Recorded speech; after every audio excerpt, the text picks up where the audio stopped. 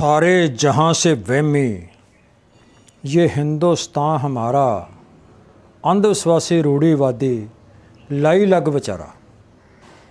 तर्कशील TV देख रहे प्यारे दर्शकों, वैसे तो साडा देश अंधविश्वासां दा देश है।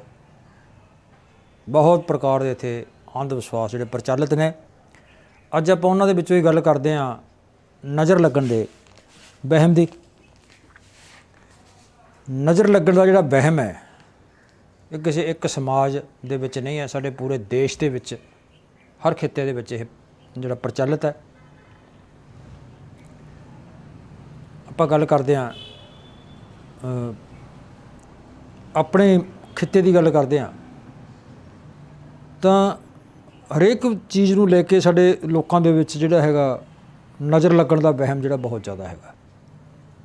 घरां दे विच छोटा बच्चा हुंदा है, हुण बच्चे बड़े प्यारे खूबसूरत प्यारे बच्चे हुंदे आ। कई बारी बच्चा रोण लग गया, रोंदा चुप नहीं करता, तो साडियां मावां भैणां बच्चियां की सोचदियां ने भी हुण तां फलाणे दी नज़र लग गई। फिर की करदियां ने 5-7 मिर्चां लईआं, लाल मिर्चां, अग मचाई चुल्हे दे विच। अजकल तो खैर चुल्हे भी घट गए, हुण तां गैस आ गए, पर फिर भी वो करदियां ने। अग मचाई, वो मिर्चां चुल्हे सिੱਟਦੀਆਂ। जे तो उसदी होंक चढ़ गई तो सोचदियां ने भी नज़र लगी है, तो जे उसदी होंक नहीं आउंदी तो फिर सोचदियां भी नज़र लैगी। या फिर की करते हैं फटकड़ी लई ते जिहदी नज़र लगी दा वहम पिया हैगा ਉਹਦਾ मतलब कोई नाम वगैरह लैके तो तवे के उत्ते उहनूं धर लैंदे ने, गर्म कर लैंदे, वो खिल जी बन जाती है, फुੱਲਾ जिहा बन जाता, फोटो जी बन जाती, कोई चीज़ कुछ भी ला लो। फिर उन्होंने रख के गली के विच जां विहड़े विच रख के 5-7 छिੱਤਰ मार देंदे, नज़र ला देंदे। जां उदों गाहां की है कि बच्चा थोड़ा वड्डा है, खेडदा है, तुरदा फिरदा है, तो साडियां भैणां साडियां मावां उस बच्चे नूं नवाउणियां धोआउणियां सोहणे कपड़े पवा के ते ਉਹਦੀਆਂ ਮੀਡੀਆਂ ਮੂਡੀਆਂ ਕਰਕੇ ਕੰਨ ਦੇ ਉੱਤੇ ਜਾਂ ਮੱਥੇ ਦੇ ਉੱਤੇ ਛੋਟਾ ਜਿਹਾ ਕਾਜਲ ਦਾ ਟਿੱਕਾ ਲਾ ਦੇਣੀਆਂ ਬਰੀਕ ਜਿਹਾ। ਕਾਹਦੇ ਵਾਸਤੇ? ਨਜ਼ਰ ਨਾ ਲੱਗ ਜਾਏ ਬੱਚੇ ਨੂੰ। ਹੁਣ ਸਾਡੀਆਂ ਭੈਣਾਂ ਧੀਆਂ ਬੱਚੀਆਂ ਕਦੇ ਸੋਚਿਆ ਤੁਸੀਂ, ਕਦੇ ਦਿਮਾਗ ਲਾਇਆ ਕਿ ਜਿਹੜੇ ਬੱਚੇ ਨੂੰ ਤੁਸੀਂ ਨਵਾ ਧਵਾ ਕੇ ਉਹਦਾ ਸਿਰ ਗੁੰਦ ਕੇ ਤੇ ਤੁਸੀਂ ਆ ਛੋਟਾ ਜਿਹਾ ਟਿੱਕਾ ਲਾਉਣੀਆਂ ਕਾਜਲ ਦਾ, तो वह सिर एडा वड्डा सारा ही काला है, तो जे वो नज़र तो नहीं बचा सकता तो फिर जो थोड़ा छोटा जिहा टिक्का लाया ये ज़्यादा बचाऊगा। पर साडे लोग इस गल दा दिमाग नहीं लाउंदे। बहुत सारे होर वहम ने। व्यापारी वर्ग ला लो, दुकानदार वर्ग ला लो, इन्हां दे विच भी एक बड़ा वहम है। कई बारी काम दा मंदा ठंडा चलदा हैगा तो कहणगे साडे व्यापार नूं नज़र लग गई। मेरे प्यारे लोगों, जदों अंधविश्वास चलते हैं तो अंधविश्वासां दे नाल नाल उहदे उपाਅ भी चलते हैं। इस पुजारी वर्ग वालों उहदे उपाਅ भी चलाए गए हैं। फिर उपाਅ करन वास्ते सानूं मतलब उहदे कोई टूणे टामणे थौले होर जिहड़ा कुछ बहुत कुछ उहदे नाल जिहड़ा जोड़िया जाता हैगा। फिर उहदे नाल जिहड़ा उहदा उपाਅ करन दे नाल नाल साडीआं जेबां दे भी नूं भी खाली जिहड़ा कीता जांदा हैगा। जिहड़ी व्यापारियां विच की है कि हर शनिवार दुकानां दे उत्ते 5-7 मिर्चां ते एक निंबू तागे च परो के शटर नाल लटकाया जांदा हैगा, चगाठ नाल बन्निया जांदा है, तो बन के जांदे आ हर शनिवार। काहदे वास्ते? साडे व्यापार नूं नज़र ना लगे। मिर्चां ते निंबू इन्हां दा जिहड़ा हर शनिवार दा व्यापार है, नज़र लाउण दा व्यापार है।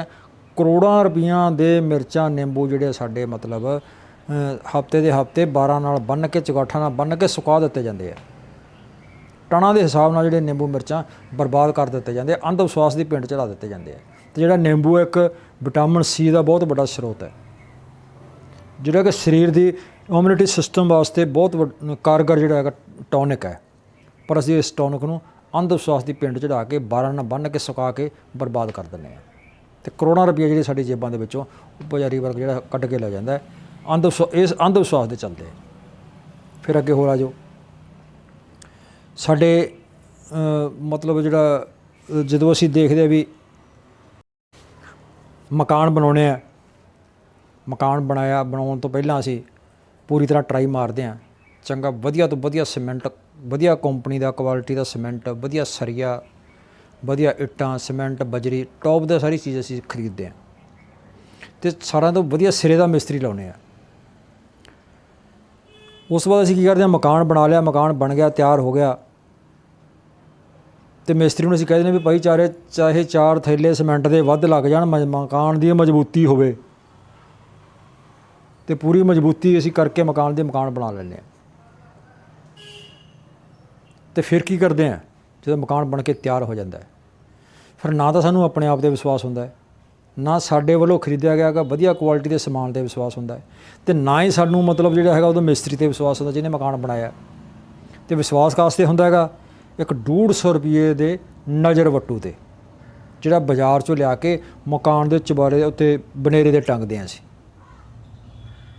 ਉਹਦੇ ਵਿਸ਼ਵਾਸ ਹੁੰਦਾ।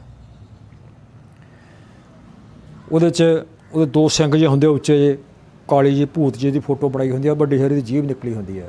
ਮੇਰੇ ਪਿਆਰੇ ਲੋਕੋ, ਸਾਡੇ ਲੋਕਾਂ ਦੀਆਂ ਜੀਭਾਂ ਦਾ ਵੈਸੇ ਹੀ ਨਿਕਲੀਆਂ ਹੋਈਆਂ ਨੇ, ਅਤੇ ਫਿਰ ਜਦੋਂ ਤੁਸੀਂ ਮਕਾਨ ਬਣਾਉਣਾ, ਰਹਿੰਦੀ ਖੂੰਹਦੀ ਜੀਭ ਉਦੋਂ ਨਿਕਲ ਜਾਂਦੀ ਹੈ, ਅਤੇ ਬਾਕੀ ਫਿਰ ਲਿਆ ਕੇ ਤੁਸੀਂ ਜਿਹੜੀ ਹੈਗੀ ਬਨੇਰੇ 'ਤੇ ਟੰਗ ਦਿੰਦੇ ਹੋ, ਮਤਲਬ ਸਾਡੇ ਮਕਾਨ ਨੂੰ ਨਜ਼ਰ ਨਾ ਲੱਗੇ। ਹੁਣ ਕੋਈ ਇਹੋ ਜਿਹੀ ਨਜ਼ਰ ਹੈ ਕਿ ਜਿਹੜੀ ਮਤਲਬ ਤੁਹਾਡੇ ਮਕਾਨ ਨੂੰ ਡੇਗ ਸਕਦੀ ਹੈ?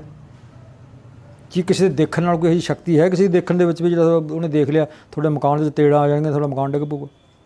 ਸਿਰਫ ਅੰਧ ਵਿਸ਼ਵਾਸ ਹੈ, ਹੋਰ ਕੁਛ ਨਹੀਂ ਗਾ। ਉਦੋਂ ਕਹਾਂ ਅਸੀਂ ਆਹ ਦੇਖਦੇ ਹਾਂ ਟਰੱਕਾਂ ਵਾਲੇ, ਬੱਸਾਂ ਵਾਲੇ, ਹੋਰ ਵਹੀਕਲਾਂ ਵਾਲੇ ਗੱਡੀ ਦੇ ਮੂਹਰੇ ਅੱਧੇ ਕੱਟ ਕੇ ਜਿਹੜੇ ਛਿੱਤਰ ਲਟਕਾਏ ਹੁੰਦੇ ਆ ਮੂਹਰੇ। ਕਈ ਵਾਰੀ ਗੱਡੀਆਂ ਦੇ ਮਗਰ ਵੀ ਲਿਖਿਆ ਹੁੰਦਾ, ਬੁਰੀ ਨਜ਼ਰ ਵਾਲੇ ਤੇਰਾ ਮੂੰਹ ਕਾਲਾ। ਬਾਕੀ ਹੋਰ ਵੀ ਜਿਹੜੀਆਂ ਛੋਟੀਆਂ ਗੱਡੀਆਂ ਨੇ, ਕਾਰਾਂ ਨੇ, ਹੋਰ ਨੇ, ਉਹਨਾਂ ਗੱਡੀਆਂ ਦੇ ਉੱਤੇ ਵੀ ਅੱਜ ਕੱਲ੍ਹ ਜਿਹੜਾ ਪਲਾਸਟਿਕ ਦੇ ਕਿਤਾ ਜਿਹੜਾ ਬਨੇਰੇ 'ਤੇ ਟੰਗਦੇ ਉਹ ਵੱਡਾ ਆਉਂਦਾ, ਅਤੇ ਗੱਡੀਆਂ 'ਤੇ ਲਾਉਣ ਵਾਸਤੇ ਛੋਟੇ ਛੋਟੇ ਆਉਂਦੇ ਹੈਗੇ ਨਜ਼ਰ ਵੱਟੂ, ਉਹ ਸਾਡੇ ਉੱਥੇ ਲਾਏ ਹੁੰਦੇ ਆ। ਕਾਹਦੇ ਵਾਸਤੇ? ਸਾਡੀ ਗੱਡੀ ਨੂੰ ਨਜ਼ਰ ਨਾ ਲੱਗੇ। ਪਿਆਰੇ ਲੋਕੋ, ਜੇ ਤਾਂ ਹੁਣ ਤੁਸੀਂ ਵਧੀਆ ਡਰਾਈਵਿੰਗ ਜਾਣਦੇ ਹੋ, ਡਰਾਈਵਿੰਗ ਦੇ ਐਕਸਪਰਟ ਹੋ, ਔਰ ਟ੍ਰੈਫਿਕ ਨਿਯਮਾਂ ਦੀ ਪਾਲਣਾ ਕਰਦੇ ਹੋ, ਫਿਰ ਤੁਹਾਡੀ ਗੱਡੀ ਨੂੰ ਕੁਛ ਨਹੀਂ ਹੁੰਦਾ, ਗੱਡੀ ਨੂੰ ਨਜ਼ਰ ਨਹੀਂ ਲੱਗਦੀ। ਅਤੇ ਜੇ ਹੁਣ ਤੁਹਾਨੂੰ ਡਰਾਈਵਿੰਗ ਵੀ ਸਹੀ ਨਹੀਂ ਆਉਂਦੀ ਗੀ, ਤੁਸੀਂ ਟ੍ਰੈਫਿਕ ਨਿਯਮ ਦਾ ਪਾਲਣ ਵੀ ਨਹੀਂ ਕਰਦੇਗੇ, ਅਤੇ ਫਿਰ ਤੁਹਾਡੀ ਗੱਡੀ ਦੇ ਵਿੱਚ ਚਿੱਬ ਪੈਣਗੇ, ਨਜ਼ਰ ਵੱਟੂ ਚਾਹੇ ਤੁਸੀਂ 2 ਦਰਜਨ ਟੰਗ ਲਓ, ਅਤੇ ਕੋਈ ਫਰਕ ਨਹੀਂ ਪੈਂਦਾ। ਸੋ ਇਹਨਾਂ ਨਜ਼ਰਾਂ ਦੇ ਜਿਹੜੇ ਵਹਿਮ ਹੈ, ਬਿਲਕੁਲ ਅੰਧ ਵਿਸ਼ਵਾਸ ਹੈ। ਹੁਣ ਅਗਲਾ ਸਵਾਲ ਇਹ ਆਉਂਦਾ ਹੈਗਾ, ਜਿਹੜੀ ਅਹਿਮ ਗੱਲ ਮੈਂ ਤੁਹਾਨੂੰ ਦੱਸ ਦੇਵਾਂ ਕਿ ਮਤਲਬ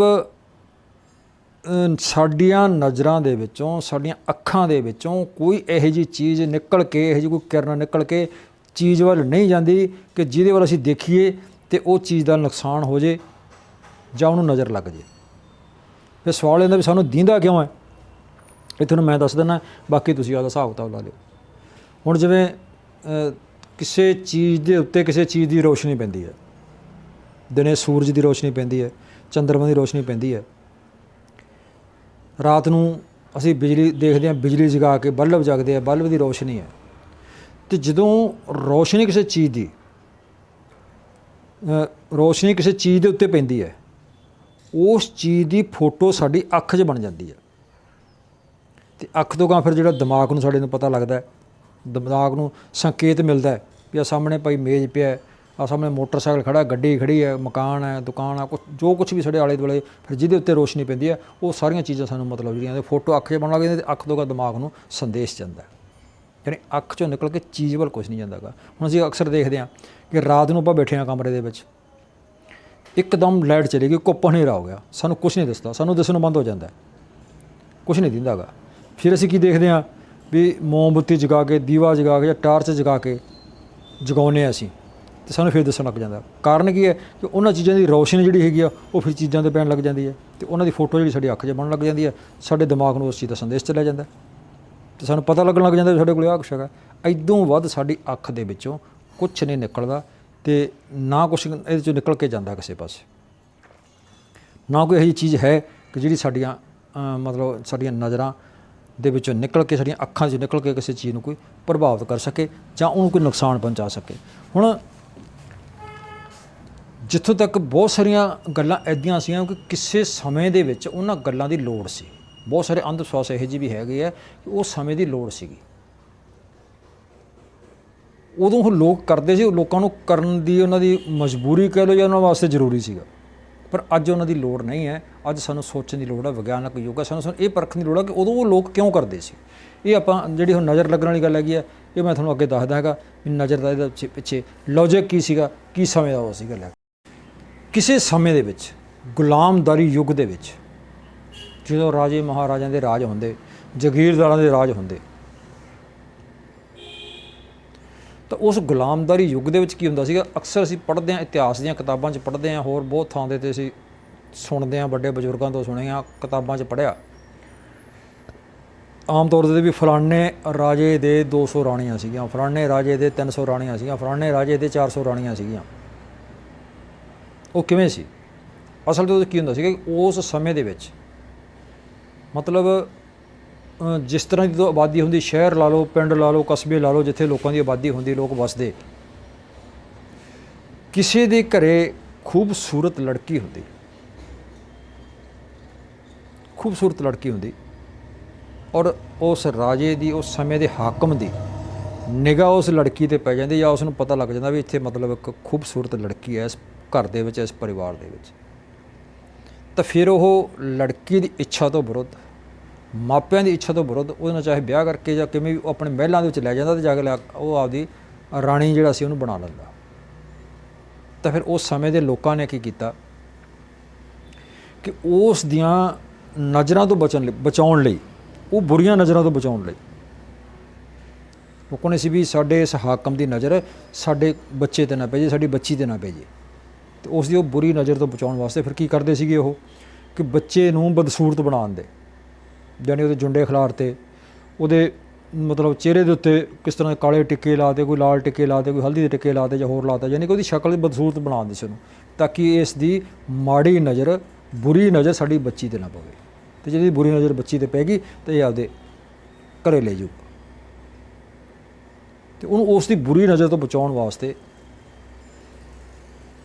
ਇਸ ਤਰ੍ਹਾਂ ਦੇ ਜਿਹੜਾ ਉਪਾਅ ਕੀਤੇ ਜਾਂਦੇ ਸੀਗੇ, ਇਹ ਚੀਜ਼ਾਂ ਜਿਹੜੀਆਂ ਕੀਤੀਆਂ ਜਾਂਦੀਆਂ ਸੀਗੀਆਂ। ਹੋਰ ਇਸ ਕਰਕੇ ਨਹੀਂ ਸੀਗਾ ਕਿ ਕਿਸੇ ਦੀ ਨਜ਼ਰ ਲੱਗਣ ਦੇ ਨਾਲ ਅਤੇ ਵੀ ਪਤਾ ਨਹੀਂ ਇਹਦੇ ਨਾਲ ਕੀ ਨੁਕਸਾਨ ਹੋ ਜਾਊਗਾ। ਨਜ਼ਰਾਂ ਦੇ ਵਿੱਚੋਂ ਕੋਈ ਨੁਕਸਾਨ ਨਹੀਂ ਨਿਕਲਦਾ। ਹਾਂ, ਇੱਕ ਨੁਕਸਾਨ ਜ਼ਰੂਰ ਹੁੰਦਾ ਹੈ ਕਿ ਜਦੋਂ ਅਸੀਂ ਇਹਨਾਂ ਅੰਧ ਵਿਸ਼ਵਾਸਾਂ 'ਚ ਸਾਡਾ ਸਮਾਜ ਪਿਆ ਹੋਇਆ, ਅੰਧ ਵਿਸ਼ਵਾਸਾਂ ਨਾਲ ਜੁੜਦੇ ਆ, ਅੰਧ ਵਿਸ਼ਵਾਸਾਂ ਦੇ ਵਿੱਚ ਪੈਂਦੇ ਆ, ਤਾਂ ਉਹਦੇ ਨਾਲ ਜਿਹੜਾ ਸਾਡਾ ਹੈਗਾ ਪੁਜਾਰੀ ਵਰਗ ਜਿਹੜਾ ਆਰਥਿਕ ਨੁਕਸਾਨ ਅਤੇ ਮਾਨਸਿਕ ਨੁਕਸਾਨ ਜਿਹੜਾ ਹੈਗਾ ਉਹ ਵੱਡੇ ਪੱਧਰ 'ਤੇ ਕਰਦਾ ਹੈਗਾ। ਕਿਉਂਕਿ ਫਿਰ ਜਦੋਂ ਇਹਨਾਂ ਗੱਲਾਂ ਦੇ ਨਾਲ ਆਉਂਦਾ ਹੈਗਾ ਵੀ ਭਾਈ ਇਹਨੂੰ ਤਾਂ ਬੁਰੀ ਨਜ਼ਰ ਲੱਗ ਗਈ, ਇਹ ਤਾਂ ਬੱਚਾ ਹੁਣ ਮੰਨ ਲਓ ਰੋਂਦਾ ਹਟਦਾ ਨਹੀਂ, ਲੈ ਗਏ, ਜਾਣਗੇ ਕਿੱਥੇ? ਹੁਣ ਹੋ ਸਕਦਾ ਵੀ ਬੱਚੇ ਦਾ ਢਿੱਡ ਦੁਖਦਾ ਹੋਵੇ, ਬੱਚੇ ਦਾ ਕੁਛ ਦੁਖਦਾ ਹੋਵੇ, ਸਿਰ ਦੁਖਦਾ ਹੋਵੇ, ਬੱਚਾ ਭੁੱਖਾ ਹੋਵੇ, ਉਹ ਚੀਜ਼ ਪਾਸੇ ਸਾਡੇ ਲੋਕ ਦਿਮਾਗ ਨਹੀਂ ਲਾਉਂਦੇ ਕਿ ਸਾਡੇ ਫਟ ਜਾਣਗੇ ਕਦੇ ਬਾਬੇ ਕੋਲ। ਅਤੇ ਫਿਰ ਬਾਬਾ ਕੀ ਕਹੂਗਾ? ਭਾਈ ਉਹਦਾ ਬੁਰੀ ਨਜ਼ਰ ਲੱਗ ਗਈ। ਅਤੇ ਫਿਰ ਬੁਰੀ ਨਜ਼ਰ ਦੇ ਉਪਾਅ ਵਾਸਤੇ ਹੁਣ ਉਹ ਟੂਣਾ ਟਾਮਣਾ ਵੀ ਕਰ ਸਕਦਾ, ਢਾਲਾ ਵੀ ਲਹਾ ਸਕਦਾ, ਜੇ ਕੁਛ ਵੀ ਜਿਹੜਾ ਹੈਗਾ ਉਹਨੇ ਤੁਹਾਡੇ ਕੋਲੋਂ 500-700 1000 2000 ਰੁਪਇਆ ਜਿਹੜੀ ਤੁਹਾਡੀ ਜੇਬ ਦੇ ਵਿੱਚ ਉਹਨੇ ਕੱਢਣਾ ਹੈਗਾ। ਯਾਨੀ ਹਰ ਅੰਧ ਵਿਸ਼ਵਾਸ ਦੇ ਨਾਲ ਉਹਦੇ ਉਪਾਅ ਵੀ ਇਹਨਾਂ ਪਖੰਡੀ ਲੋਕਾਂ ਨੇ ਜੋੜੇ ਹੋਏ ਆ। ਉਸ ਉਪਾਅ ਦੇ ਨਾਲ ਜਿਹੜਾ ਹੈਗਾ ਇਹ ਬਹਾਨੇ ਤੁਹਾਡੀਆਂ ਜੇਬਾਂ ਦੇ ਉੱਤੇ ਡਾਕੇ ਮਾਰਦੇ ਆ। ਸੋ ਮੇਰੇ ਪਿਆਰੇ ਲੋਕੋ, ਸਾਨੂੰ ਇਹ ਚੀਜ਼ਾਂ ਸਮਝਣ ਦੀ ਲੋੜ ਹੈ, ਇਹਨਾਂ ਗੱਲਾਂ ਨੂੰ ਸਮਝਣ ਦੀ ਲੋੜ ਹੈ। ਇਹ ਅਸੀਂ ਕਦੋਂ ਸਮਝਾਂਗੇ? ਜਦੋਂ ਅਸੀਂ ਸੁਚੇਤ ਤੌਰ ਦੇ ਉੱਤੇ ਸੋਚਣ ਲੱਗ ਗਏ, ਜਦੋਂ ਚੰਗੀਆਂ ਕਿਤਾਬਾਂ ਪੜ੍ਹਨ ਲੱਗ ਗਏ। ਅੱਜ ਜੇ ਇਹ ਵਿਚਾਰ ਤੁਹਾਡੇ ਨਾਲ ਮੈਂ ਸਾਂਝੇ ਕਰ ਰਿਹਾ, ਇਹ ਵਿਚਾਰ ਮੈਂ ਜਾਂ ਜਿੰਨੀ ਕੁ ਮੈਨੂੰ ਨੌਲੇਜ ਹੈ, ਮੇਰੀ ਜਾਣਕਾਰੀ ਮੈਂ ਇਸ ਵਿਸ਼ੇ ਦੇ ਉੱਤੇ ਲੈ ਕੇ ਆਇਆ, ਜਾਂ ਜਿੰਨਾ ਕੁ ਮੈਂ ਤੁਹਾਨੂੰ ਇਹ ਚੀਜ਼ ਦਿਖਾਉਣਾ ਹੈਗਾ, ਇਹ ਮੈਂ ਕੋਈ ਆਪਦੀ ਮਾਂ ਦੇ ਪੇਟ 'ਚੋਂ ਨਹੀਂ ਸਿੱਖ ਕੇ ਆਇਆ। ਮੈਂ ਵੀ ਇੱਥੋਂ ਹੀ ਸਿੱਖੀਆਂ, ਸਮਾਜ ਦੇ ਵਿੱਚੋਂ ਸਿੱਖੀਆਂ। ਅਤੇ ਸਿੱਖੀਆਂ ਕਿੱਥੋਂ ਹੈ? ਕਿਤਾਬਾਂ ਦੇ ਵਿੱਚੋਂ, ਚੰਗੀਆਂ ਕਿਤਾਬਾਂ ਪੜ੍ਹ ਕੇ, ਦਿਮਾਗ ਨੂੰ ਚੇਤਨ ਕਰਕੇ ਇਹ ਸਾਰਾ ਕੁਛ ਸਿੱਖਿਆ। ਅਤੇ ਤੁਸੀਂ ਵੀ ਮਤਲਬ ਇਹ ਚੀਜ਼ ਨੂੰ ਜਿਹੜਾ ਹੈਗਾ ਸਿੱਖੋ, ਕਿਤਾਬਾਂ ਪੜ੍ਹੋ, ਇਸ ਅਗਿਆਨਤਾ ਦੇ ਅੰਧ ਵਿਸ਼ਵਾਸ ਦੇ ਹਨੇਰੇ ਦੇ ਵਿੱਚੋਂ ਬਾਹਰ ਨਿਕਲੋ। ਅੱਜ ਦੁਨੀਆ 21ਵੀਂ ਸਦੀ ਦੇ ਵਿੱਚ ਵਿਚਰ ਰਹੀ ਹੈ। ਇੱਕ ਪਾਸੇ ਜਿਵੇਂ ਕਹਿੰਦੇ ਆ ਚੰਦਰਮਾ ਦੇ ਉੱਤੇ ਜਾ ਕੇ ਪਲਾਟ ਕੱਟ ਕੇ ਬਸਤੀਆਂ ਵਸਾਉਣ ਦੀਆਂ ਲੋਕ ਉਹ ਕਰ ਰਹੇ ਨੇ, ਅਤੇ ਦੂਜੇ ਪਾਸੇ ਸਾਡੇ ਲੋਕ ਜਿਹੜੇ ਹੈਗੇ ਆ ਹਜੇ ਵੀ ਨਜ਼ਰ ਲੱਗਣ ਦੇ ਵਹਿਮ ਦੇ ਵਿੱਚ ਜਾਂ ਹੋਰ ਛੋਟੇ ਮੋਟੇ ਅੰਧ ਵਿਸ਼ਵਾਸਾਂ ਦੇ ਵਹਿਮਾਂ ਦੇ ਵਿੱਚ, ਕੀਤੇ ਕਿਰਾਏ ਦੇ ਵਹਿਮਾਂ ਦੇ ਵਿੱਚ, ਟੂਣੇ ਟਾਮਣਾਂ ਦੇ, ਯਾਨੀ ਕਿ ਸਦੀਆਂ ਪੁਰਾਣੀਆਂ ਰੂੜੀਵਾਦੀ ਪਰੰਪਰਾਵਾਂ ਦੇ ਵਿੱਚ ਉਲਝ ਕੇ ਸਾਡੇ ਲੋਕ ਜਿਹੜੇ ਹੈਗੇ ਆ ਆਪਣਾ ਸਮਾਂ ਅਤੇ ਸਰਮਾਇਆ ਬਰਬਾਦ ਕਰ ਰਹੇ ਆ। ਸੋ ਮੇਰੇ ਪਿਆਰੇ ਲੋਕੋ, ਸੁਚੇਤ ਹੋਣ ਦੀ ਲੋੜ ਹੈ। ਇਹਨਾਂ ਦੇ ਵਿੱਚ ਨਜ਼ਰ ਲੱਗਣ ਵਾਲਾ ਜਿਹੜਾ ਵਹਿਮ ਹੈ ਇਹ ਬਿਲਕੁਲ ਸਾਡਾ ਫਜ਼ੂਲ ਵਹਿਮ ਹੈ। ਕੋਈ ਇਹੋ ਜਿਹੀ ਚੀਜ਼ ਨਹੀਂ ਹੈ ਕਿ ਜਿਹੜੀਆਂ ਤੁਹਾਡੇ ਕਿਸੇ ਚੀਜ਼ ਵੱਲ ਦੇਖ ਕੇ ਤੁਹਾਡੀ ਚੀਜ਼ ਨੂੰ ਨੁਕਸਾਨ ਪਹੁੰਚਾ ਸਕੇ, ਜਾਂ ਕੋਈ ਇਹੋ ਜਿਹੀ ਸ਼ਕਤੀ ਨਹੀਂ ਹੈ ਕਿ ਤੁਹਾਡਾ ਕੋਈ ਕਰ ਕਰਾ ਕੇ ਕਿਸੇ ਨਾਲ ਕੁਛ ਵਿਗਾੜ ਸਕੇ, ਤੁਹਾਡਾ ਕੋਈ ਸਵਾਰ ਸਕੇ। ਸੋ ਤਰਕਸ਼ੀਲ ਸੋਸਾਇਟੀ ਇਹਨਾਂ ਗੱਲਾਂ ਤੋਂ ਸਾਡੇ ਲੋਕਾਂ ਨੂੰ ਸੁਚੇਤ ਕਰਦੀ ਹੈ, ਔਰ ਸੁਚੇਤ ਹੋਣ ਦੀ ਲੋੜ ਹੈ, ਚੇਤਨ ਹੋਣ ਦੀ ਲੋੜ ਹੈ। ਜਿੰਨਾ ਚਿਰ ਤੁਸੀਂ ਲੋਕ ਚੇਤਨ ਨਹੀਂ ਹੁੰਦੇ, ਸੁਚੇਤ ਨਹੀਂ ਹੁੰਦੇ ਗੇ, ਉਹਨਾਂ ਚਿਰ ਜਿਹੜਾ, ਕਿਉਂਕਿ ਕੋਈ ਵੀ ਜਿਹੜਾ ਅੰਧ ਵਿਸ਼ਵਾਸੀ ਮਨੁੱਖ, ਇੱਕ ਗੱਲ ਮੈਂ ਤੁਹਾਨੂੰ ਹੋਰ ਕਹਿਣੀ ਚਾਹੁੰਦਾ ਲਾਸਟ ਦੇ ਵਿੱਚ, ਕਿ ਕੋਈ ਵੀ ਅੰਧ ਵਿਸ਼ਵਾਸੀ ਮਨੁੱਖ, ਅੰਧ ਵਿਸ਼ਵਾਸੀ ਸਮਾਜ, ਅੰਧ ਵਿਸ਼ਵਾਸੀ ਦੇਸ਼ ਕਦੇ ਵੀ ਅੱਗੇ ਨਹੀਂ ਵੱਧ ਸਕਦਾ, ਕਦੇ ਵੀ ਤਰੱਕੀ ਨਹੀਂ ਕਰ ਸਕਦਾ। ਜਿਨ੍ਹਾਂ ਦੇਸ਼ਾਂ ਨੇ ਅੱਜ ਮਤਲਬ ਤਰੱਕੀਆਂ ਕੀਤੀਆਂ, ਜਿਨ੍ਹਾਂ ਦੇਸ਼ਾਂ ਨੇ ਮਤਲਬ ਅੱਗੇ ਵਧੇ ਹੈ, ਸਭ ਤੋਂ ਪਹਿਲਾਂ ਇਹਨਾਂ ਅੰਧ ਵਿਸ਼ਵਾਸਾਂ, ਵਹਿਮਾਂ ਭਰਮਾਂ ਦੇ ਵਿੱਚ ਬਾਹਰ ਨਿਕਲੇ ਹੈ। ਉਹਨਾਂ ਨੇ ਵਿਗਿਆਨਕ ਸੋਚ ਅਪਣਾਈ ਹੈ ਅਤੇ ਫਿਰ ਅੱਜ ਉਹ ਬੁਲੰਦੀਆਂ ਦੇ ਉੱਤੇ ਪਹੁੰਚੇ ਹੈ। ਅਸੀਂ ਵੀ ਉੱਦਾਂ ਹੀ ਉਹਨਾਂ ਦੇ ਬਰਾਬਰ 'ਤੇ ਖੜ੍ਹੇ ਹੋਵਾਂਗੇ ਜਿੱਦਾਂ ਅਸੀਂ ਵਿਗਿਆਨਕ ਸੋਚ ਅਪਣਾ ਲਈ, ਇਹਨਾਂ ਵਹਿਮਾਂ ਭਰਮਾਂ ਅੰਧ ਵਿਸ਼ਵਾਸਾਂ ਦੇ ਵਿੱਚ ਨਿਕਲ ਗਏ। ਆਓ ਤਰਕਸ਼ੀਲ ਸੋਸਾਇਟੀ ਹੋਕਾ ਦਿੰਦੀ ਹੈ ਕਿ ਵਿਗਿਆਨਕ ਸੋਚ ਦੇ ਧਾਰਨੀ ਬਣੀਏ, ਅੰਧ ਵਿਸ਼ਵਾਸਾਂ ਦੇ ਵਿੱਚੋਂ ਨਿਕਲੀਏ।